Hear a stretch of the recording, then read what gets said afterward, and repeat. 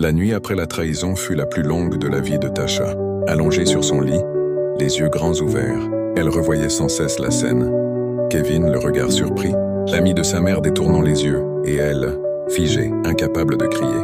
La douleur ne venait pas seulement de l'infidélité, mais de tout ce qu'elle avait sacrifié pour un homme qui ne la respectait pas. Au lever du soleil, quelque chose avait changé en elle. Pour la première fois depuis longtemps, Tasha ne pleurait plus. Son visage était calme, mais son cœur battait fort. Elle s'est levée, s'est regardée dans le miroir et a vu une jeune fille belle, élégante, mais surtout fatiguée de souffrir. Ce jour-là, elle a décidé de dire la vérité.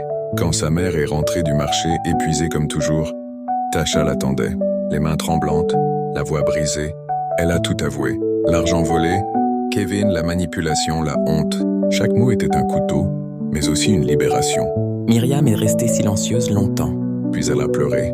Pas de colère, pas de cris, seulement des larmes de douleur et d'amour. Elle a pris sa fille dans ses bras comme quand elle était enfant, serrant fort, comme pour la protéger du monde entier. « Tu t'es perdue, ma fille, mais tu es encore là », a-t-elle murmuré. Ce soir-là, Tasha a compris une chose essentielle. L'amour véritable ne fait pas peur, ne fait pas mal, ne détruit pas. Quelques jours plus tard, Kevin a essayé de revenir. Des messages, des appels, des excuses sans sincérité. Tasha l'a regardé une dernière fois, droit dans les yeux, et lui a dit non. Un non calme, ferme, définitif. Ce fut la première décision adulte de sa vie. Elle a repris goût à l'école.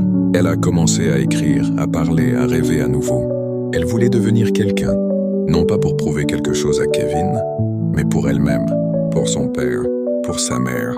La blessure était encore là, mais elle ne contrôlait plus sa vie. Un matin, en aidant sa mère au marché, Tasha a souri sincèrement pour la première fois depuis longtemps. Elle savait que le chemin serait long, mais elle avançait enfin dans la bonne direction. Elle n'était plus la fille brisée de la veille.